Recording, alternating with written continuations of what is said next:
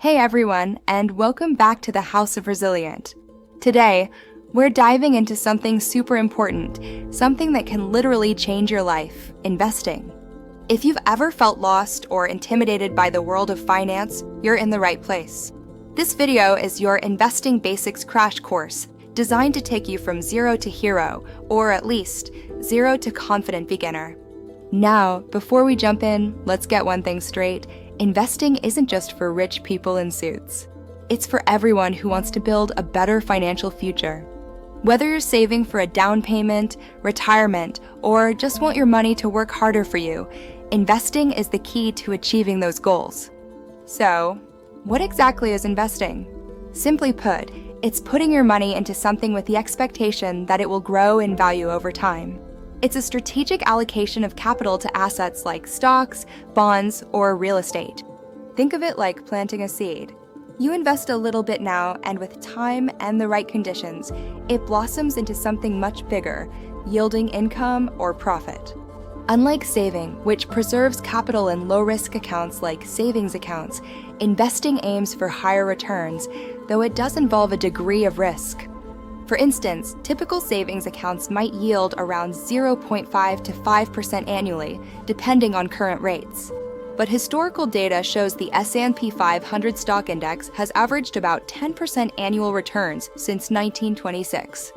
Of course, this comes with volatility. For example, the 2008 financial crisis saw a 37% drop, while 2021 saw impressive 28.7% gains. This illustrates the dynamic nature of the market. So, why invest? One major reason is to combat inflation, which averages about 3% yearly in the US over decades. Your money loses purchasing power if it's just sitting there. Investing also helps you achieve financial independence and fund significant life goals like retirement.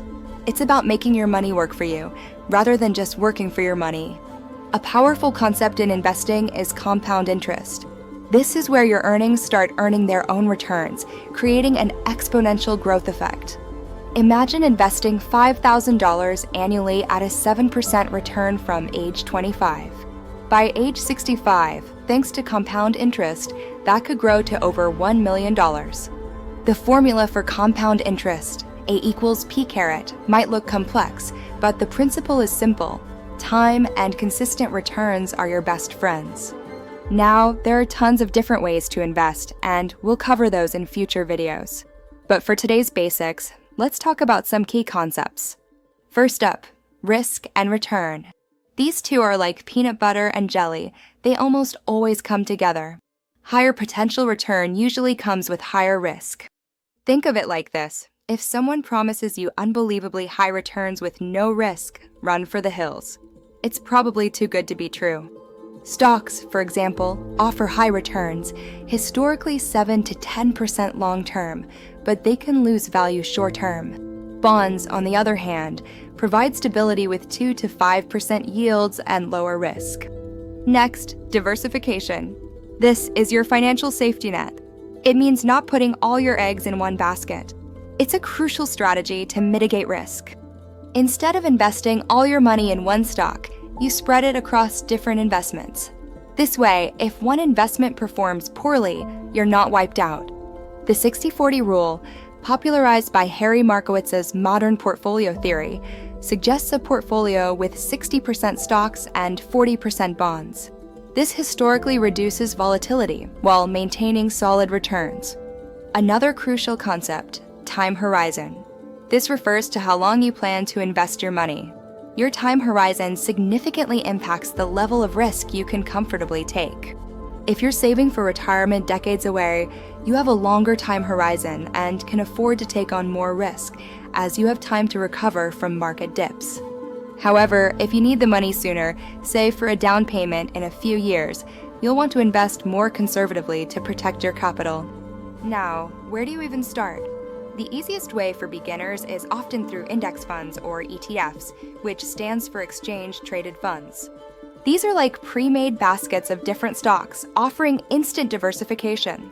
For example, Vanguard's VO ETF tracks the S&P 500, giving you exposure to 500 large US companies. They're also generally low cost, which is super important for maximizing your returns over time. Aim for expense ratios under 0.5%. You can invest in these through online brokerage accounts. Platforms like Fidelity, Vanguard, or Robinhood offer commission-free trades and often no minimums to start.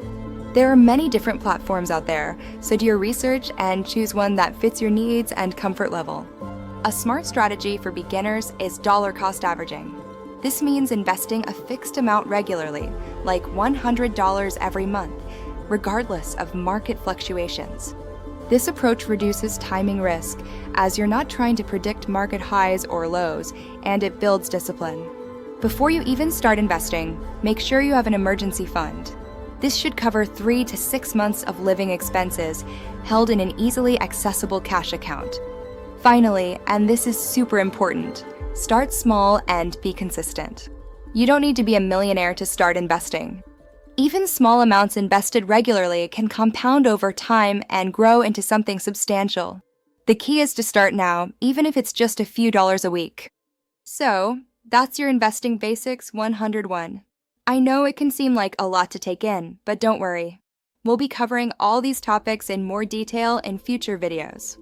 In the meantime, do your own research, ask questions in the comments below, and most importantly, don't be afraid to get started.